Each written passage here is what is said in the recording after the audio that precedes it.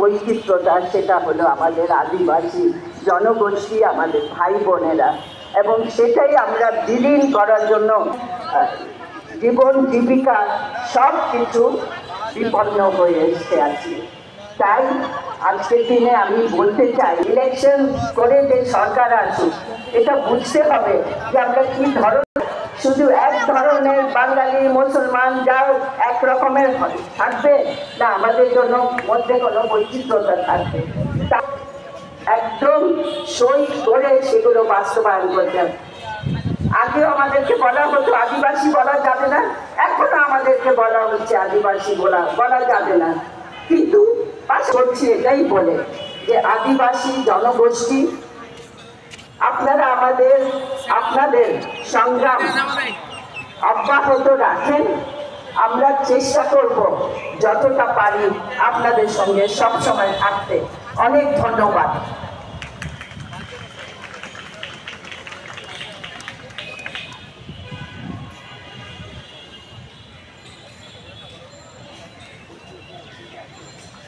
ধন্যবাদ জানাই আমাদের আদিবাসীদের পরীক্ষিত বন্ধু, মানুষের জন্য ফাউন্ডেশনের নির্বাহী পরিচালক শাহিন আপাকে এর পর্যায়ে বক্তব্য রাখার জন্য বিনীতভাবে আহ্বান জানাচ্ছি আমাদের আদিবাসীদের দীর্ঘদিনের পরীক্ষিত বন্ধু, সুখে দুঃখে সবসময় যাকে আমরা আমাদের পাশে পাই, আমাদের সাথে থাকেন, আন্দোলন সংগ্রামকে ব্যবহার করার জন্য সহায়তা করেন, আমাদের সেই প্রিয় আদিবাসীদের বন্ধু, নিজেরা করির সমন্বয়কারী আমাদের সকলের প্রিয় খুশি কবির, আমি আপনাকে বিনীতভাবে আহ্বান জানাচ্ছি ওনার বক্তব্য প্রদান করার জন্য।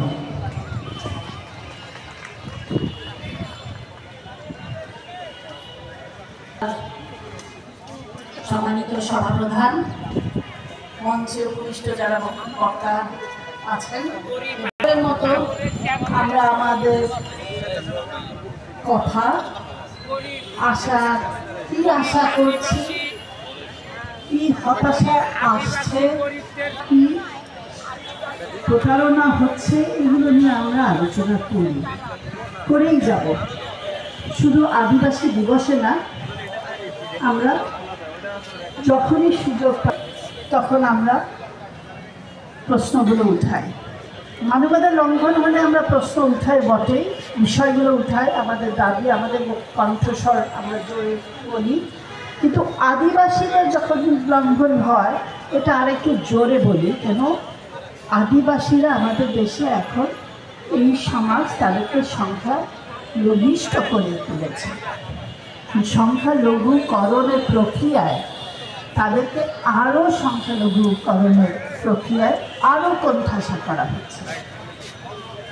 এই দেশের সকল নাগরিকের, সকল মানুষের, সকল জাতি আমরা চাই যে তাদের মূল অধিকারগুলো সংরক্ষণ হোক। দুঃখের বিষয়, যারাই সরকারে আসে কেন জানি কী কারণে আদিবাসীদের ব্যাপারে তাদের এত অনীহা।